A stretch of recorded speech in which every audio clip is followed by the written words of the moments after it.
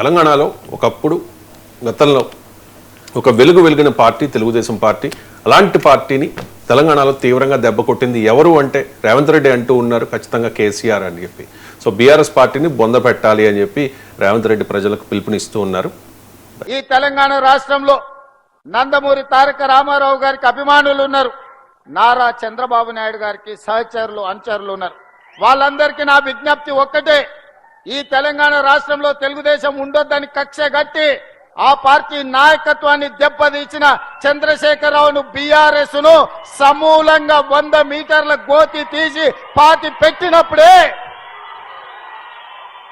BRS వాళ్ళు గద్దెలు దిగాలి, ఊర్లలో బీఆర్ఎస్ దిమ్మలు కూలాలి. అప్పుడే నందమూరి తారక రామారావు గారికి నిజమైన నివాళులు అర్పించిన వాళ్ళం అవుతాము.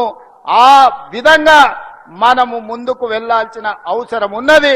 బీఆర్ఎస్ ను బొంద పెట్టాల్సిన బాధ్యత మన అందరి మీద ఉన్నది. మిత్రులారా, రేవంత్ రెడ్డి కాంగ్రెస్ ముఖ్యమంత్రి, ఇప్పుడు ఎన్డీఏలో ఒక భాగం టీడీపీకి ఫేవర్ గా మాట్లాడడాన్ని ఏ రకంగా అర్థం చేసుకోవాలి? రేవంత్ వ్యూహం ఏంటి? అండ్ కేసీఆర్ కి ఒక బలమైన ఆయుధం దొరికేసినట్టేనా? అసలు ఇప్పుడు రేవంత్ రెడ్డి గారు ఒక కాంగ్రెస్ సీఎంగా ఈయన మాట్లాడుతున్నారా అని కూడా మనం మర్చిపోతాం ఆయన పదాలు వింటే. అసలు టీడీపీకి నందమూరి ఎన్టీఆర్ గారికి, నందమూరి తారక రామారావు గారికి ఆయన అంత సపోర్ట్గా, ఇప్పుడు చంద్రబాబు నాయుడు గారు వచ్చి ఇక్కడ ప్రసంగించిన అంత తీవ్రంగా ప్రసంగించరేమో. అంటే ఏంటి, రేవంత్ రెడ్డి గారు ఇప్పటికీ టీడీపీలో ఉన్నారా కాంగ్రెస్లో ఉన్నారా మర్చిపోయారా అనే సందేహం అక్కడ వినగానే మనకు అర్థమవుతుంది. కానీ ఆయన వ్యూహం ఏంటంటే, వ్యూహం తర్వాత మాట్లాడదాం. కానీ ఒక కాంగ్రెస్ సీఎం, ఒక కాంగ్రెస్ పార్టీకి హార్ట్ లాంటి ఈ తెలంగాణ రాష్ట్రంలో అధికారంలో ఉండి కాంగ్రెస్ అక్కడ రేవంత్ గారిని పీఎంగా చేస్తానన్న ఒక వ్యక్తి, ఒక సీఎంగా ఉన్న వ్యక్తి కాంగ్రెస్కి బద్ధ శత్రువు లాంటిది. ఎందుకంటే ఎన్డీఏలో భాగస్వామ్యం, టీడీపీ లేకపోతే ఎన్డీఏలో మోడీ గవర్నమెంటే ఉండదు ఇప్పుడు.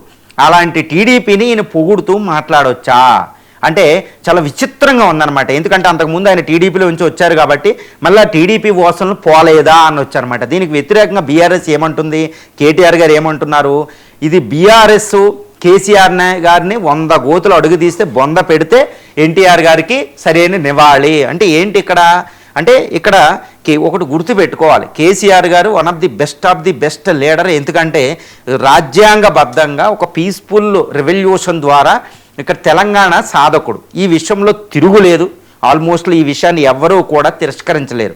మరి దాన్ని సరిపేయడానికే ఇక్కడ రేవంత్ రెడ్డి గారు మాట్లాడుతున్నారా, అదే ఆయన వ్యూహంగా మనం చెప్పుకోవచ్చు. కానీ ఇక్కడ ఎన్టీఆర్ గారికి నివాళి అంటే ఒక రకంగా తెలంగాణ ఏర్పడిన తర్వాత తెలంగాణలో నామరూపాలు లేకుండా పోయింది టీడీపీ అని మీరు అన్నట్టు నేను చెప్పొచ్చు. దాన్ని కూడా నామరూపాలు లేకుండా పోయింది. ఎందుకంటే గత అసెంబ్లీ ఎన్నికల్లో అది పోటీకే దిగలేదు.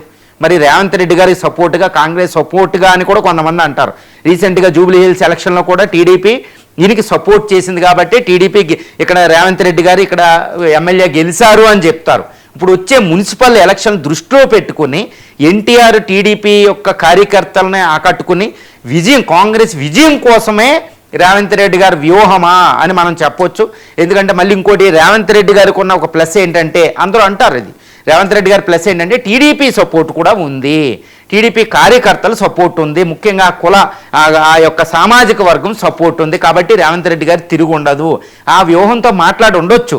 కానీ ఈ రేవంత్ రెడ్డి గారు మాట్లాడిన భాష, ఉపయోగించిన పదజాలం ఇవన్నీ కూడా కేసీఆర్ గారు ముఖ్యంగా బీఆర్ఎస్ పార్టీకి ఒక అద్భుతమైన వరం అయిపోబోతుంది. ఎందుకు, ఇప్పుడు బీఆర్ఎస్ ఎప్పుడు కూడా తెలంగాణ సెంటిమెంట్తో పనిచేస్తూ ఉంటుంది.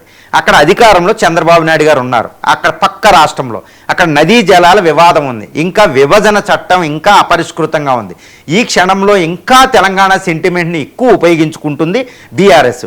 ఇప్పుడు ఈయన మాట్లాడిన పదజాలంతో కాంగ్రెస్ టీడీపీ ఒకటే. కాంగ్రెస్ ఇప్పుడు ఇక్కడ రేవంత్ రెడ్డి గారు అక్కడ ఆంధ్ర పాలిటిక్స్కి ఎక్కువ ఉపయోగపడతారు. ఎందుకంటే ఇవన్నీ ఉన్నాయి కాబట్టి వెంటనే ఈయన కూడా మాకు బద్ధ శత్రువు తెలంగాణ అభివృద్ధి కావాలి అంటే బీఆర్ఎస్ అధికారంలో రావాలి, బీఆర్ఎస్కి ఇవ్వండి. ఇంకా తెలంగాణ వెనకబోటే ఉంది చాలా విషయాల్లో, నదీ జలాలు కూడా దోసుకుపోతున్నారు.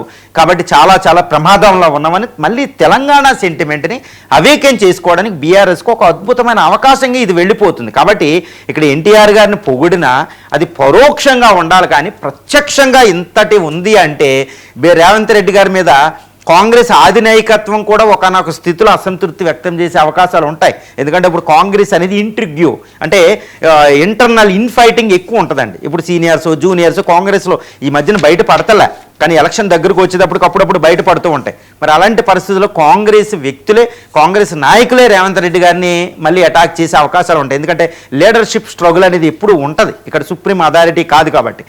రేవంత్ రెడ్డి గారు పరోక్షంగా ఈ వ్యూహాన్ని అమలు జరిపితే మంచిది, ప్రత్యక్షంగా అమలు జరిపితే మాత్రం ఏదో ఒక నాటికి మళ్ళీ ప్రాబ్లమ్స్ వస్తాయి.